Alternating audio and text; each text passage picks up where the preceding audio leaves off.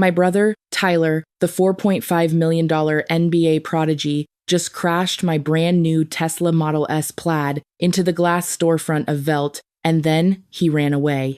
The steam hissing from the crushed radiator sounded like a dying cobra in the frozen Chicago night. It was the only sound in the alleyway, aside from the distant, retreating slap of his expensive designer sneakers against the pavement. He didn't even look back.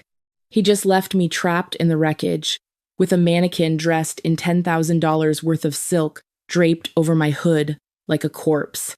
Welcome to Turning Tables Stories channel. I'm here enjoying a warm cup of coffee and watching the peaceful view from my window. It's in these quiet moments that the weight of past betrayals feels most profound. Where are you listening from today, and what's your favorite drink right now? Let's settle back into that frozen Chicago night as the smoke began to clear. The headlights of a black SUV sliced through the smoke, pinning me against the ruined leather of my seat before I could even unbuckle my belt. My parents didn't arrive like a rescue party. They arrived like a cleanup crew. My mother, Stephanie, was out of the car before it fully stopped, her heels clicking sharply against the glass-strewn pavement. She didn't look at my face. She didn't ask if my chest felt like it was caving in from the impact. She marched straight to the driver's side door and peered inside. She didn't check my pulse. Instead, she whipped out a microfiber cloth and began frantically wiping Tyler's sweat and fingerprints off the steering wheel and the gear selector. The airbags didn't catch his DNA, she hissed, more to herself than me. If we clean this now, the police will only find your scent and your prints. I coughed, the smell of burnt rubber and coolant stinging my throat. Tyler could have killed someone, I whispered, my voice trembling. My father, Gary, walked over to me. He was an imposing man who commanded boardrooms with the same quiet tyranny he used at the dinner table. He looked at me, not with a father's love, but with the calculated resolve of a CEO looking at a bad quarterly report. Olivia, listen to me closely, he said, his voice dropping into that dangerous low register he used when he was brokering a high-stakes deal. Tyler has the NBA draft next month. The scouts are watching his every move. A DUI and a hit and run would end his life before it even starts. He did this, Dad, I snapped, gesturing to the shattered glass and the ruined Tesla I had worked 3 part-time design jobs to afford. He needs to face the consequences. My mother interjected, her eyes like hard flint. And you? You have what? A degree in English literature? You are replaceable, Olivia. Tyler is a prodigy. We have invested $4.5 million in his training and his future. We are not letting you ruin that investment because of a fender bender. Fender bender? I choked out. He drove through a building. Gary stepped into my personal space, smelling of expensive scotch and cologne. Here is the reality. You are going to tell the police you were driving. You swerved to avoid a stray dog and panicked. If you don't, we stop paying for your graduate school immediately. You will be evicted from your apartment by Monday. We will cut off your insurance, your phone, and your access to every emergency fund. You will be on the street, Olivia. No family, no money, no future. They held the keys to my entire existence, and they were using them to lock me in a cage of Tyler's making. I looked at them and realized they weren't seeing their daughter. They were looking at an employee who needed to fall on a grenade to save the company's star asset. Fine, I whispered, my eyes stinging. I'll do it. In my dazed state, Gary forced a pen into my hand, making me sign a pre-filled witness statement he'd already drafted on his tablet. He knew that as the registered owner, my signature on that immediate admission of guilt was the only thing that would stop the insurance investigators from digging deeper into who was actually behind the wheel. Good girl, my father said. Then he reached into the SUV and pulled out a bottle of 1982 vintage wine he'd been saving for a celebration. He uncorked the bottle and commanded me to hold still. Before I could blink, he splashed the pungent, expensive liquid all over my chest and neck. The cold wine soaked into my hoodie, making me reek of alcohol. "Now you look the part," he said, wiping his fingerprints off the bottle with a handkerchief before tossing it into the passenger seat. "Remember the script. You were driving. You were drinking. You are sorry." They drove away, leaving me in the wreckage to wait for the police to ruin my life. The holding cell smelled like industrial-strength bleach and 1982 vintage Cabernet. It was a high-priced way to look like a common criminal. I sat on the cold metal bench, my knees pulled to my chest, shivering in the wine-soaked hoodie my father had personally ruined. The officers didn't believe my story about the stray dog, but the physical evidence was undeniable. I smelled like a distillery. The car was registered in my name, and I had delivered the lines my father wrote for me with the mechanical precision of a broken robot. They charged me with reckless driving and leaving the scene of an accident. My parents didn't see a daughter being processed. They saw the cost of doing business. The Tesla Model S Plaid wasn't a graduation gift. I had worked 3 grueling freelance design jobs for 2 years to afford every kilowatt of that battery. I had saved every penny while my parents poured $4.5 million into Tyler's basketball development. They bought him shooting coaches, nutritionists, and private clinics while they bought me silence. In those hours of isolation, I realized I had been living in a state of learned helplessness. People often ask why victims of toxic families don't just leave, or why I didn't scream the truth when the handcuffs clicked. They don't understand the invisible chain.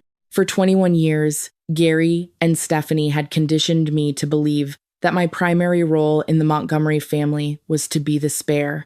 I was the human safety net designed to catch Tyler when he fell, no matter how many glass shards I had to land on. I was living in a house that was a prison without bars long before the police locked this metal door. My acceptance of the DUI wasn't weakness, it was a survival reflex, a conditioned response to a lifetime of being told that Tyler's potential was the only investment that required protection. But Gary made one fatal error. He's a boardroom shark who understands leverage and intimidation, but he's an analog man in a digital world. He peered into the car and saw no airbags, so he assumed there was no DNA. He assumed that because he took my phone and my laptop, I was effectively erased. He forgot that I am a designer and a tech enthusiast. 2 months ago, after a series of break-ins in the city, I had swapped out the factory mirrors for a high-end smart mirror with a built-in 4 GLTE SIM card slot. It doesn't need a Wi-Fi signal. It doesn't need my phone. The moment that mannequin hit the hood, the camera's internal G sensor triggered an emergency cloud backup. It recorded the crash. It recorded Tyler scrambling out of the driver's seat.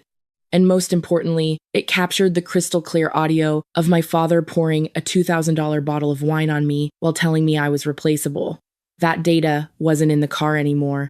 It was already in the air, a digital ghost waiting to haunt every single person who thought they could bankrupt my future. I rested my head against the cold concrete wall and finally felt a sense of clarity. This wasn't a family crisis anymore. It was an accounting error, and I was about to audit the entire estate. My parents bailed me out at 6 o'clock in the morning. The ride home was silent, but it wasn't the silence of relief. It was the heavy, suffocating atmosphere of a hostile takeover meeting where I was the subsidiary being liquidated. When we walked into the house, the smell of bacon and fresh coffee hit me like a physical assault. It was so normal, so homey, that it made my stomach turn.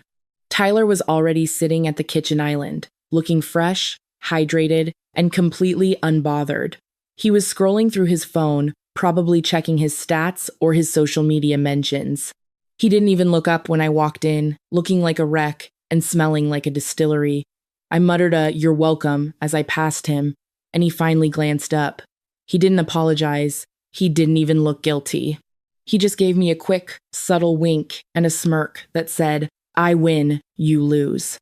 As I turned toward the stairs, I saw him post a photo to his Instagram story, a picture of his sneakers on his bed with the caption, "Early morning grind, no distractions."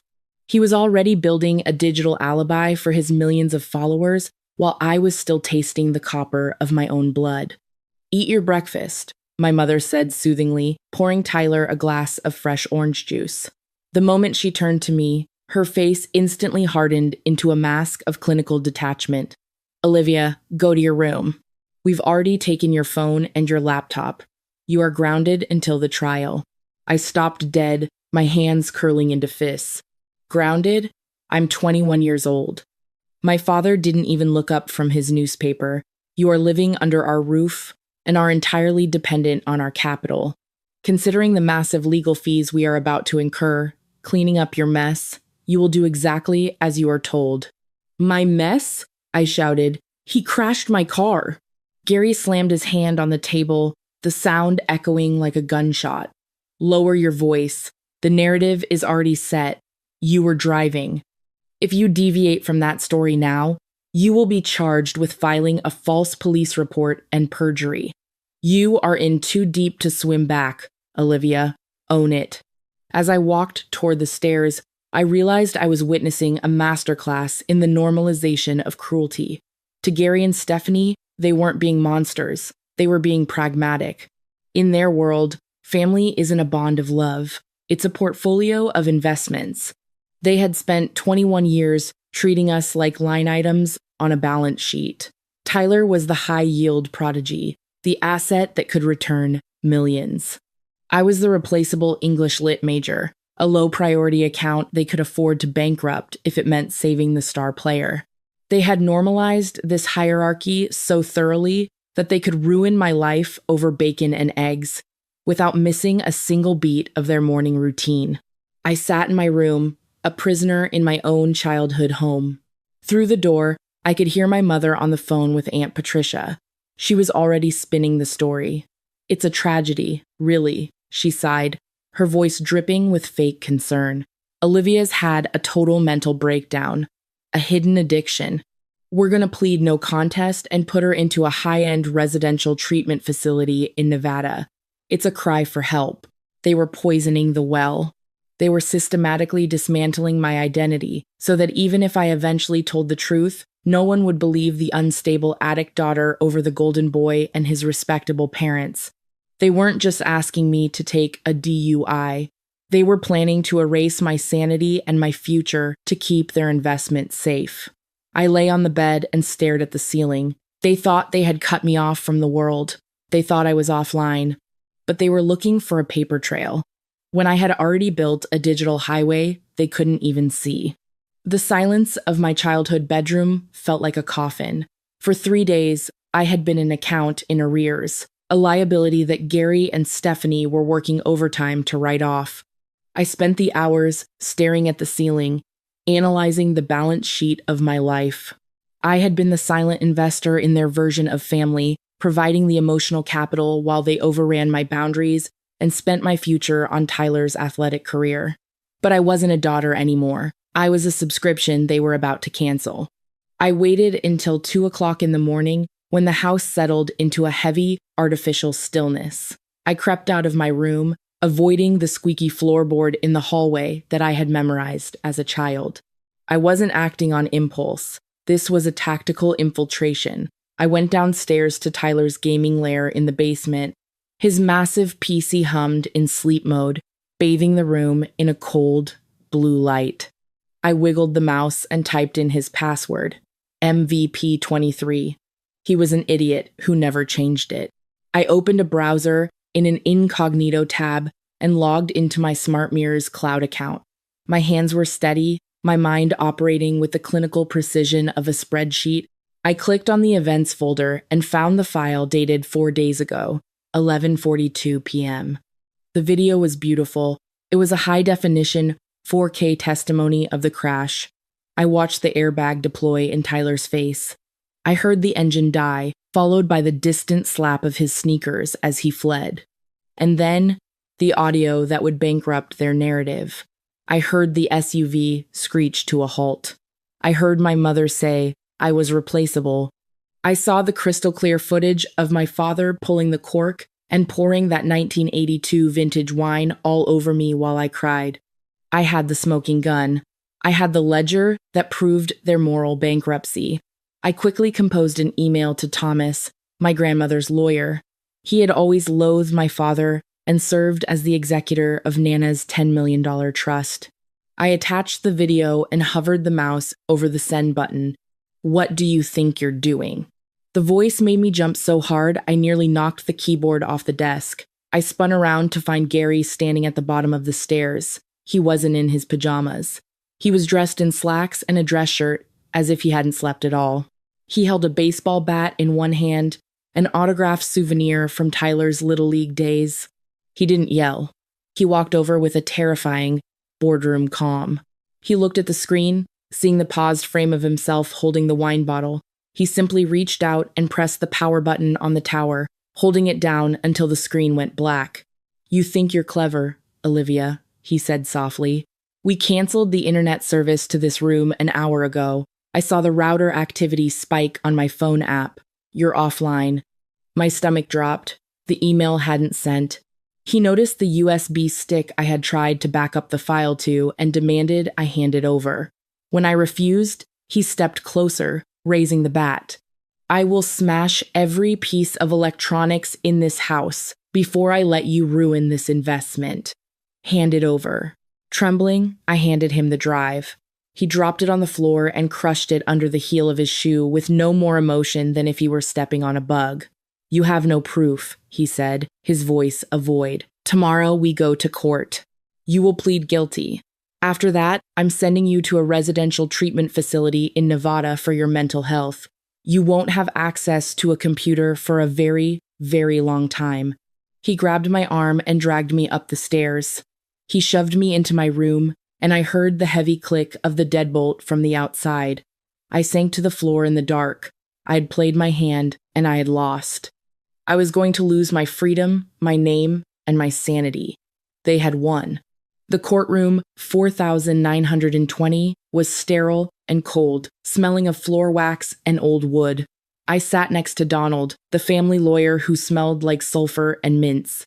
He was chatting amiably with the prosecutor, treating my life like a casual afternoon golf game.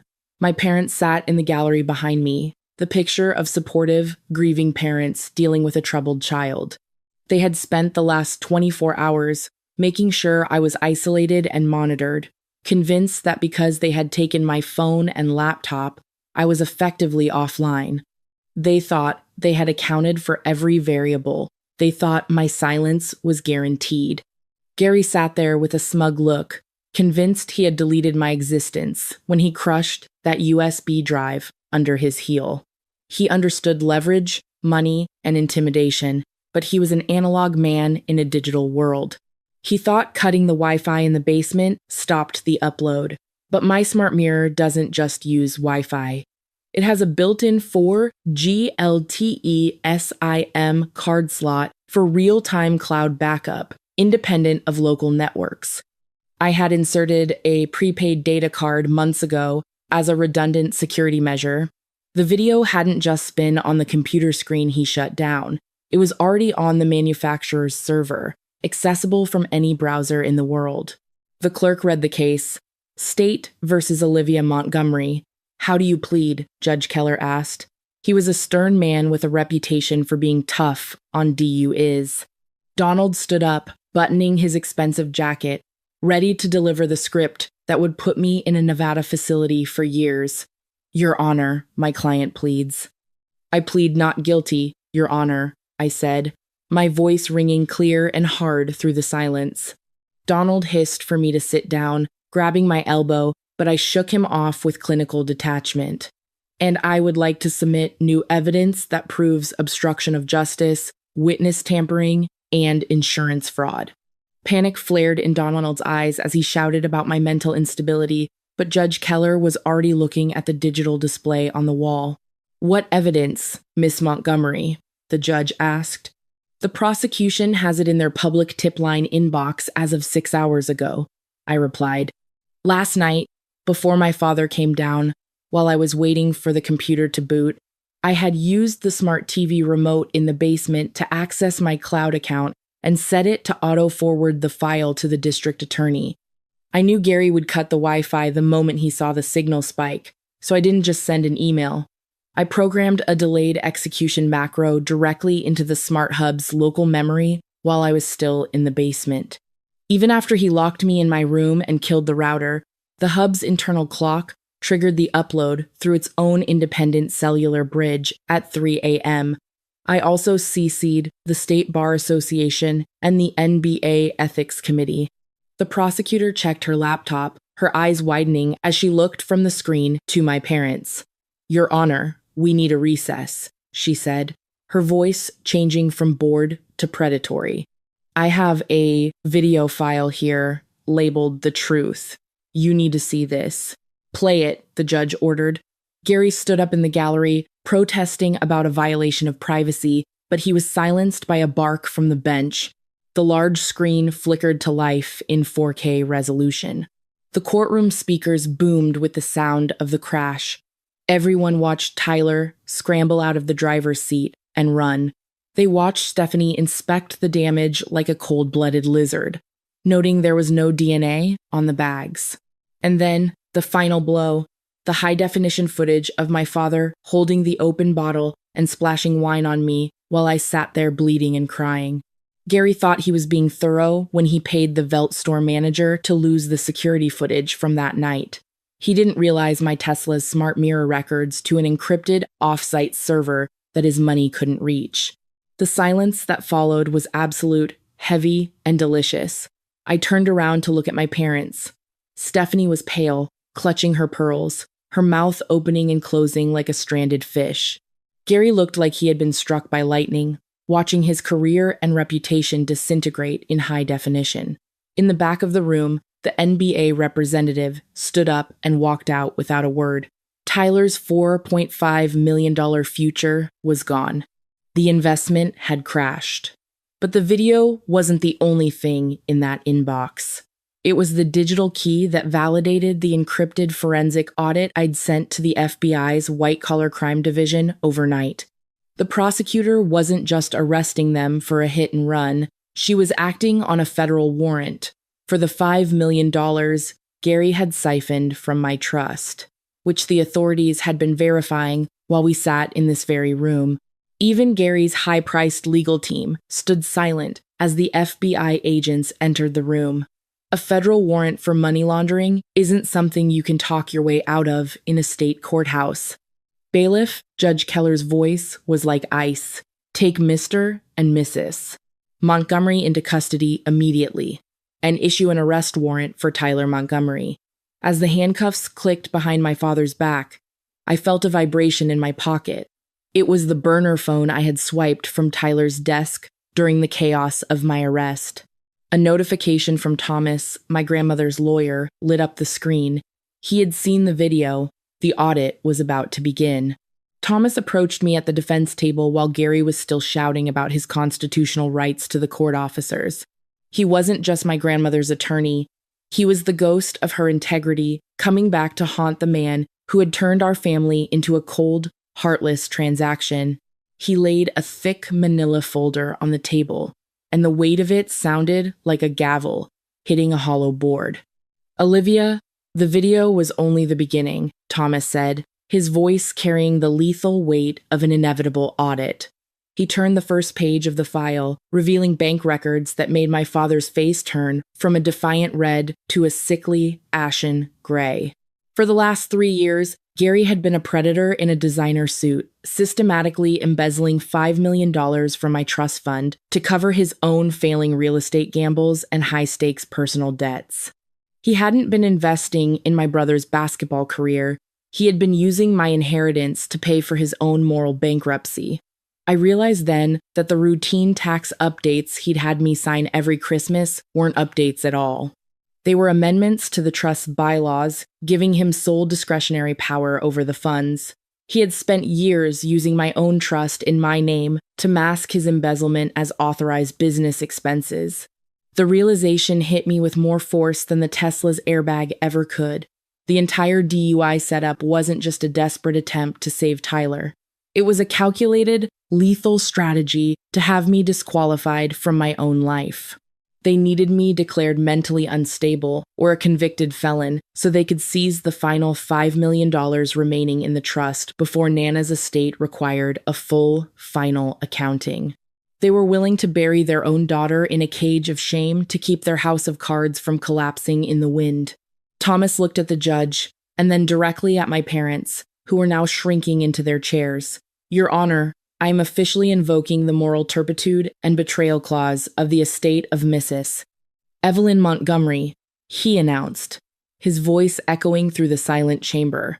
Gary and Stephanie Montgomery are hereby stripped of their trusteeship effective immediately. The terms are ironclad.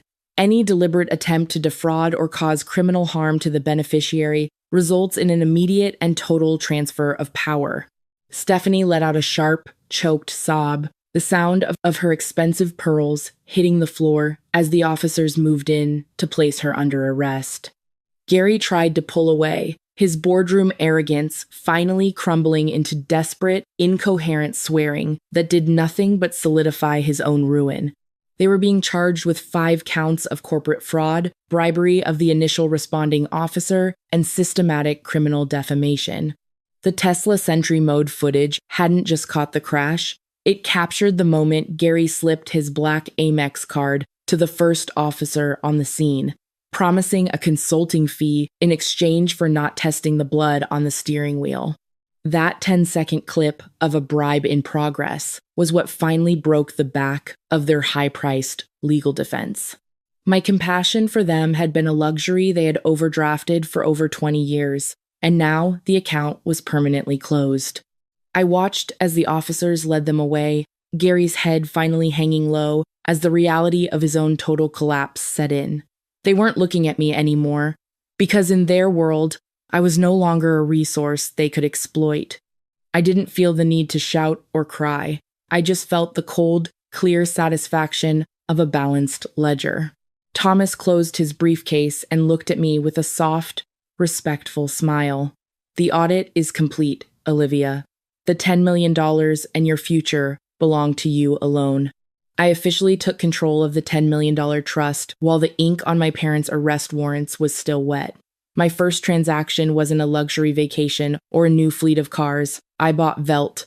I took that cold, glass showroom where my life was supposed to end, and I gutted it. I replaced the mannequins dressed in gowns that cost more than a year's tuition with desks, counselors, and a legal team. It's now a sanctuary for the replaceable children of the elite kids like me who were treated as assets and line items until they dared to develop a soul. Watching my family's total collapse taught me the final lesson about the illusion of power.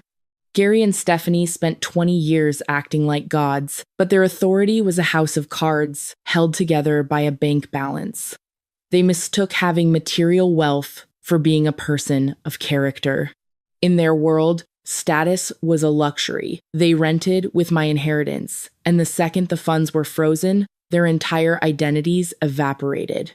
Without the $10 million to bribe, intimidate, and polish their image, they weren't imposing figures anymore. They were just 2 petty criminals facing a long, quiet reality check. They weren't shocked by what they had done. They were shocked that I had stopped playing along. I drive past the old neighborhood now, looking through the smart mirror that saved my future. I don't feel the need to see them suffer behind bars or beg for my forgiveness.